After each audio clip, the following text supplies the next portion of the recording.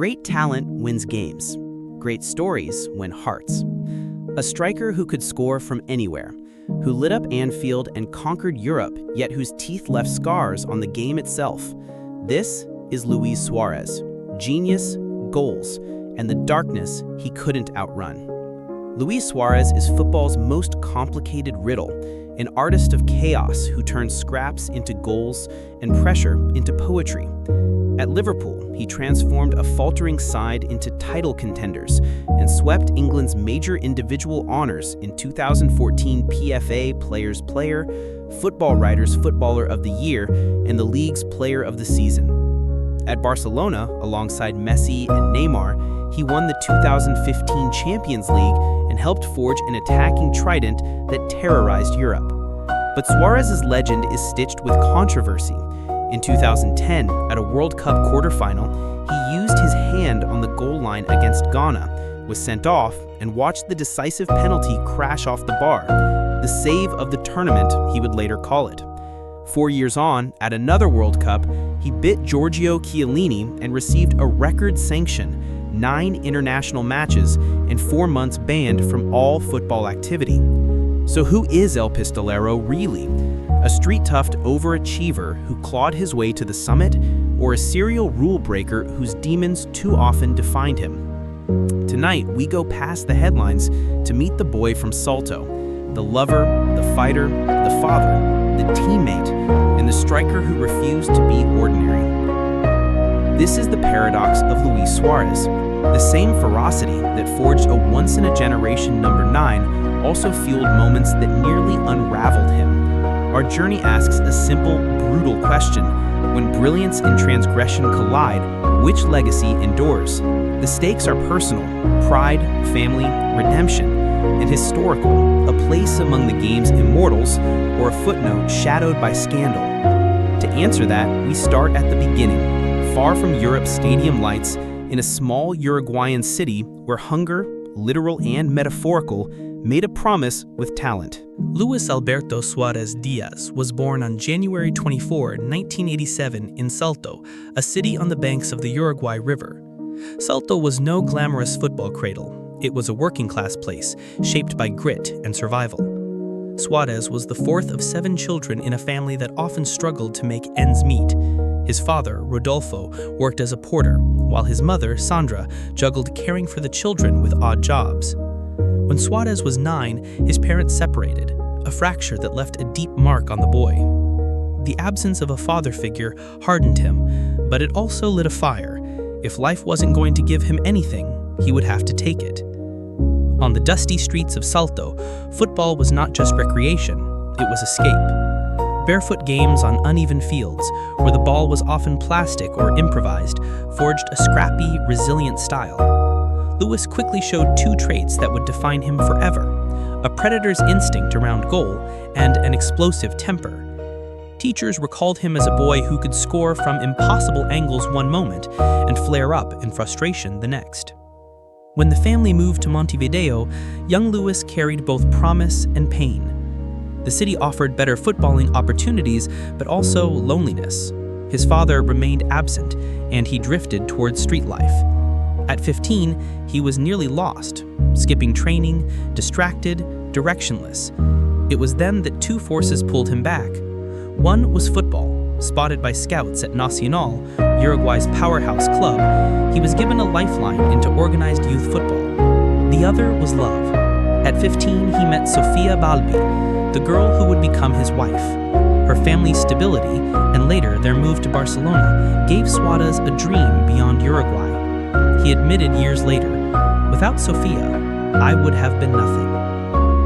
The boy who once kicked a ball to escape hunger was now chasing something bigger, a chance to belong, to prove he was more than a troubled kid from Salto.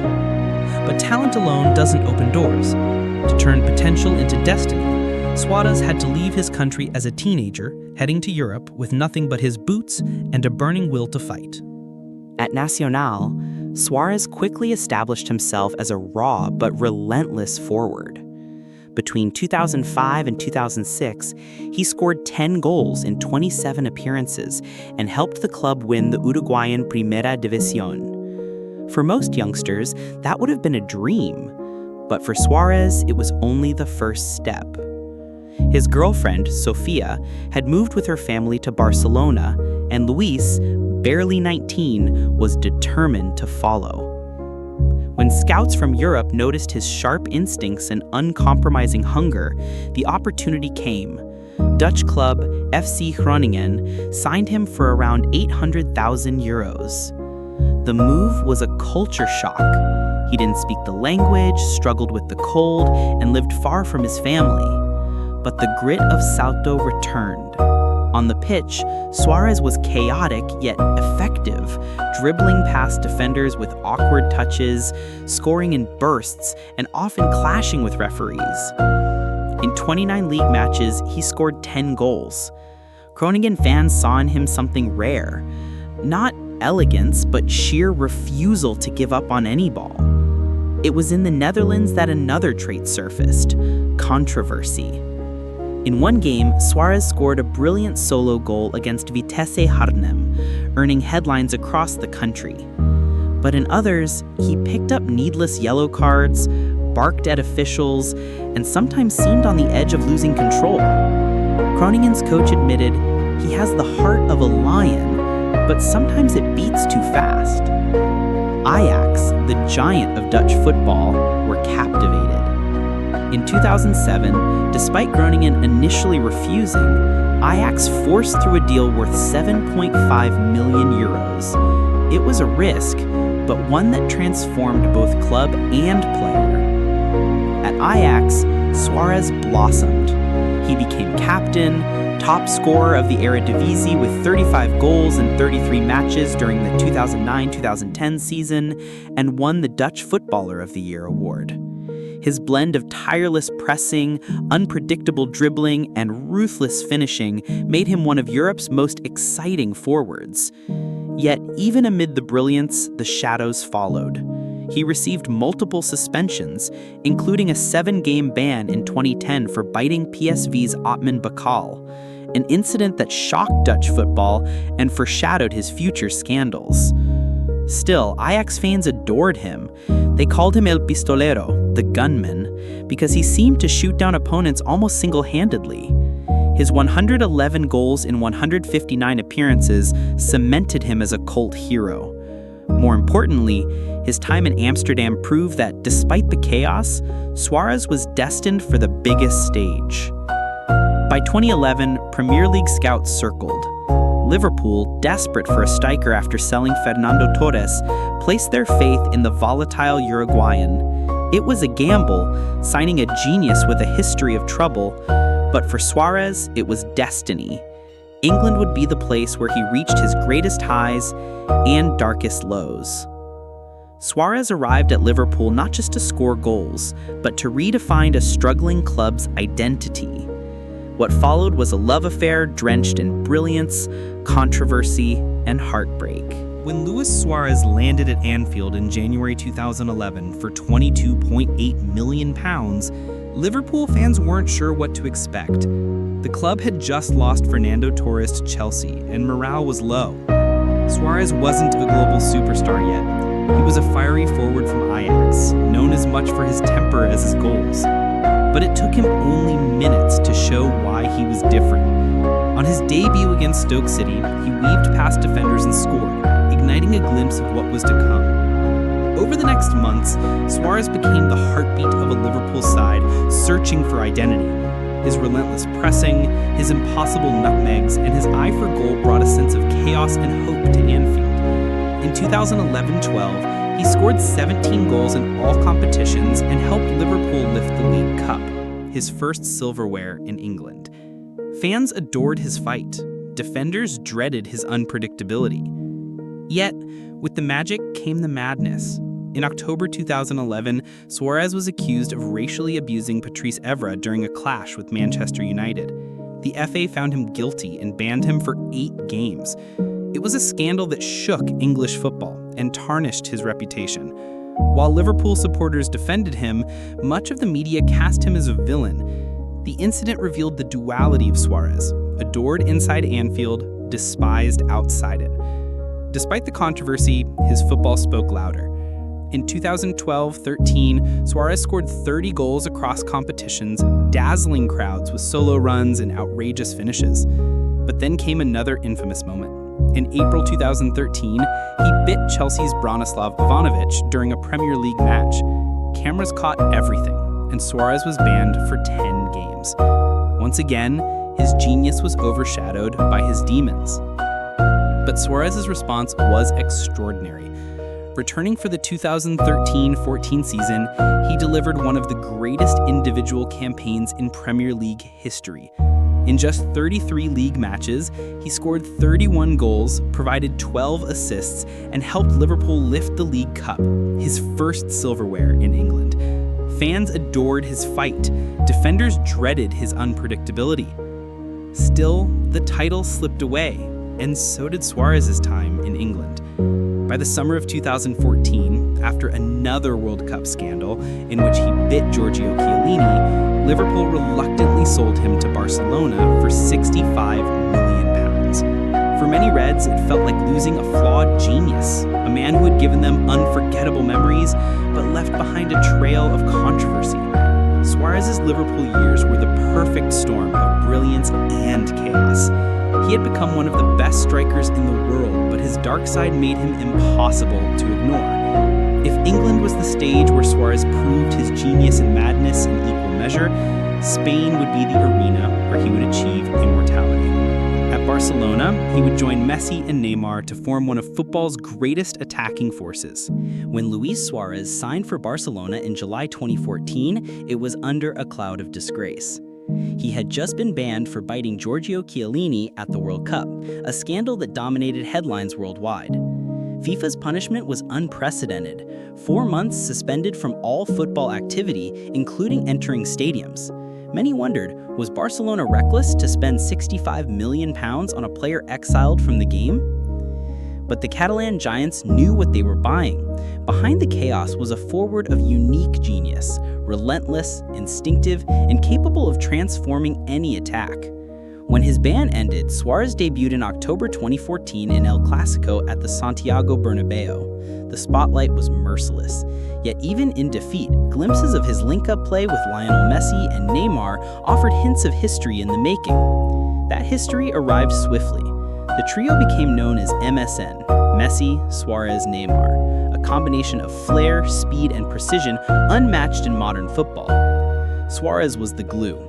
Where Messi orchestrated and Neymar dazzled, Suarez did everything in between, pressing defenders, holding up play, creating space, and scoring relentlessly. By the end of his first season, Barcelona had conquered the treble: La Liga, Copa del Rey, and the Champions League. Suarez scored in the final against Juventus, a moment of redemption, exorcising the ghosts of Brazil 2014.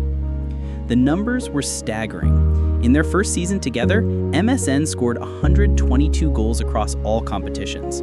Suarez himself netted 25 in La Liga and 7 in the Champions League, including crucial goals against PSG, Manchester City, and Juventus. For a player once branded unmanageable, Barcelona had found the perfect ecosystem. With Messi beside him, the burden was shared, and with Neymar on the left, defenders had nowhere to hide. If 2014-15 was redemption, 2015-16 was coronation. That season, Suarez reached his absolute peak. Messi missed time with injury, and Neymar shouldered some responsibility, but it was Suarez who exploded. He scored 59 goals in all competitions, including 40 in La Liga, a tally that won him the Pichichi as Spain's top scorer and the European Golden Shoe ahead of both Messi and Cristiano Ronaldo. He also provided 16 assists, becoming the first player in La Liga history to lead both scoring and assist charts in the same season. His hat-trick against Granada sealed the league title, while his 4-goal haul against Deportivo showcased a striker at the height of his powers. What made Suarez extraordinary wasn't just the numbers, it was his style, street fighter instincts mixed with delicate touches. He could bully center backs twice his size, then produce a backheel nutmeg or a no-look finish. Former Barcelona coach Luis Enrique described him as the perfect complement to Messi and Neymar, not because he was lesser, but because he embraced the dirty work that allowed his partners to shine. The MSN era became the stuff of legend. In 3 seasons together, they scored an astonishing 364 goals. They dismantled PSG 6-1 in the unforgettable 2017 remontada, with Suarez opening the scoring. They won multiple La Liga, Copa del Rey, and most importantly, gave Barcelona one of its most dominant attacking periods since the days of Johan Cruyff. Off the pitch, Suarez's bond with Messi became crucial. The two lived near each other, vacationed together, and developed a brotherhood that translated onto the field. It softened Suarez's image. The volatile forward became a family man in Catalonia, grounded by friendship and the stability of Sofia and their children. Yet even at the summit, controversy never fully disappeared. Suarez remained combative, accumulating suspensions for dissent or rough tackles. Critics pointed to his tendency to exaggerate fouls, while others argued that his edge was inseparable from his brilliance. In truth, El Pistolero thrived on the fine line between control and chaos. Still, his peak years at Barcelona seals his legacy as one of the greatest number 9s of his generation. Few strikers could combine relentless pressing, creativity, and finishing with such effectiveness. In an era dominated by Messi and Ronaldo, Suarez carved his own chapter, not just a sidekick, but a protagonist. By 2018, as Neymar left for PSG, Suarez and Messi carried Barcelona forward. The goals kept coming, but whispers began. Age was catching up, his explosiveness fading. Still, his record spoke volumes. 198 goals in 6 seasons, making him the club's 3rd all-time top scorer behind only Messi and Cesar Rodriguez. But football is cruel. Even heroes of Camp Nou aren't safe from time, politics, or change. For Suarez, the fall from glory would be as emotional as his rise, leaving Barcelona in tears, forced out despite all he had given. And yet, his story wasn't done. By the summer of 2020, Luis Suarez had given Barcelona 6 prolific seasons, countless titles, and nearly 200 goals. He was adored by fans, inseparable from Lionel Messi, and still lethal in front of goal. Yet in football, sentiment often bows to circumstance. Josep Maria Bartomeu's board, seeking to rejuvenate an aging squad, decided Suarez was surplus. After a disappointing Champions League collapse against Bayern Munich, the club informed him he was no longer part of their plans. The manner of his exit cut deepest. Suarez later revealed he was told bluntly that he was too old, no longer fast enough, and needed to go. His tearful farewell press conference in September 2020, Messi by his side in sorrow, became an indelible image. "You deserved a send-off fitting for who you are," Messi wrote, furious at the club's treatment of his closest friend. For Suarez, the humiliation lit a fire. He signed with Atletico Madrid, many expecting him to fade quietly. Instead, El Pistolero delivered vengeance. In the 2020-21 season, he scored 21 La Liga goals, becoming Atletico's unlikely hero. On the final day, his winner against Valladolid secured Atletico's first league title in 7 years. Cameras captured him sobbing into his phone on the pitch, calling his family. "They underestimated me," he said, "and here I am, a champion again." That season became a testament to his resilience. Written off as finished, Suarez proved that instinct never ages. He wasn't as quick, his pressing had waned, but inside the box he was still devastating. Diego Simeone called him a born winner, a striker who thrived on pressure and doubt. But time remained undefeated. The following season saw Suarez struggle with injuries and declining fitness. Atletico reduced his minutes, and by 2022, he departed Spain after 15 years in Europe. The boy from Salto, once a street fighter turned superstar, was heading home. He returned to Nacional, the club where it all began. In 2022, Suarez played a brief but emotional stint, scoring goals and helping his boyhood side win another Uruguayan title. Fans packed the Estadio Gran Parque Central to see their prodigal son return. Though no longer the predator of old, every touch carried nostalgia, every goal a reminder of the journey. Suarez's twilight years included short spells at Grêmio in Brazil and Inter Miami in MLS, where he reunited with Messi and Sergio Busquets. While his legs no longer terrorized defenders, his presence remained magnetic. Crowds still rose when he stepped onto the pitch, still believing he might conjure one last moment of brilliance.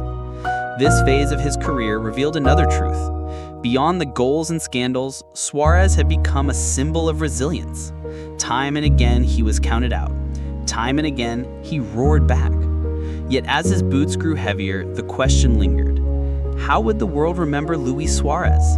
As the flawed genius who bit and battled, or as one of the greatest strikers modern football has ever seen? Luis Suarez's legacy is one of contradiction, and perhaps that is what makes it unforgettable. He retires as Uruguay's all-time leading scorer, a European Golden Shoe winner, a Champions League champion, and a central figure in one of football's deadliest front threes. With over 500 career goals, he is statistically among the greatest strikers of the 21st century. But the numbers only tell half the story. Suarez embodied ferocity. He fought for every ball, chased every lost cause, and played as though survival depended on it.